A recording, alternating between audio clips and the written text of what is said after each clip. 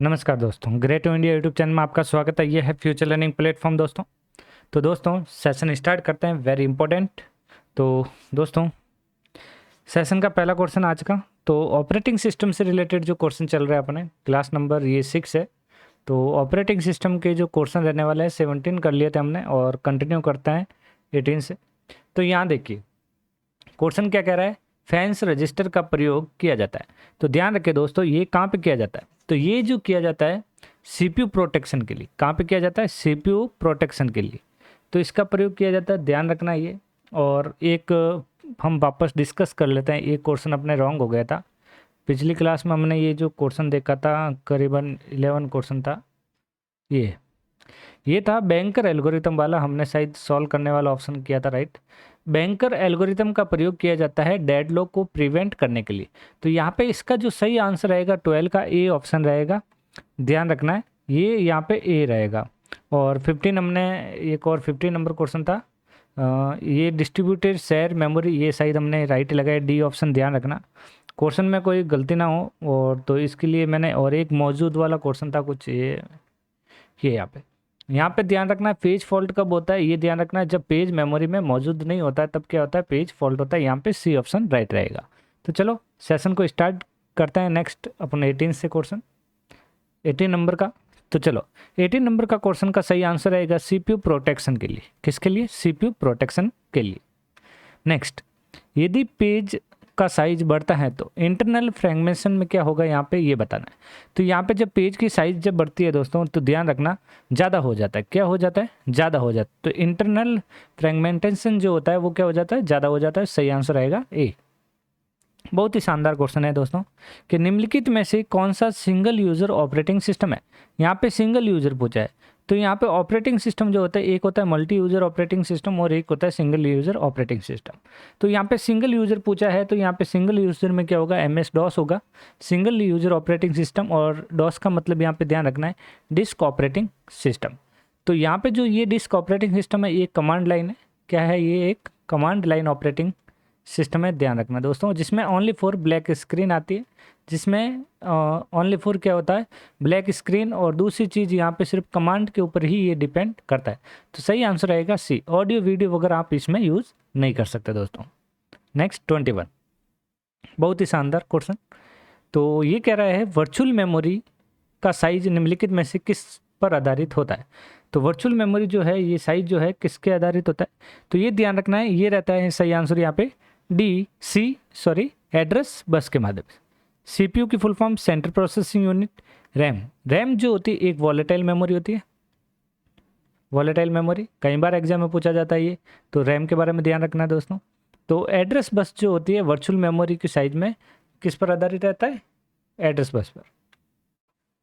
Memory allocation जो external fragmentation के अंतर्गत आता है। तो ये जो मेमोरी एलोकेशन से जो एक्सटर्नल फ्रेगमेंटेशन के अंतर्गत जो आता है, ये कौन सा आता है, ये आता है यहाँ पे सेगमेंटेशन। सही आंसर आएगा यहाँ पे सी।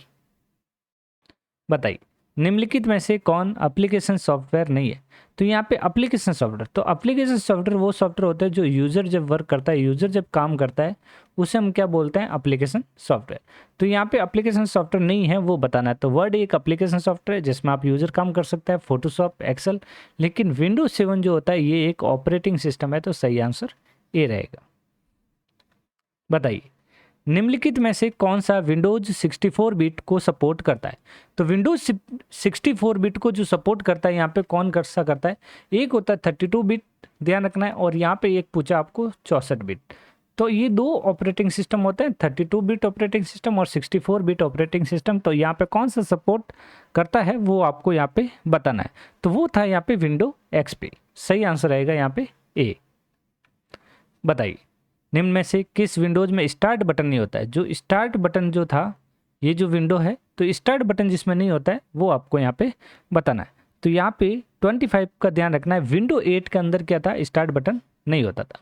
सही आंसर आएगा यहाँ पे बी ऑप्शन राइट हो जाएगा दोस्तों। बताइए 26वें का, बहुत ही शानदार क्वेश्चन है। 26 नंबर जो क्वेश्चन क्या कह रहा है, आपको यहाँ पे ध्यान क्या रखना है, निम्नलिखित में से कौन सा ऑपरेटिंग सिस्टम एक ही समय में एक से ज़्यादा प्रोग्राम को सपोर्ट नहीं करता है।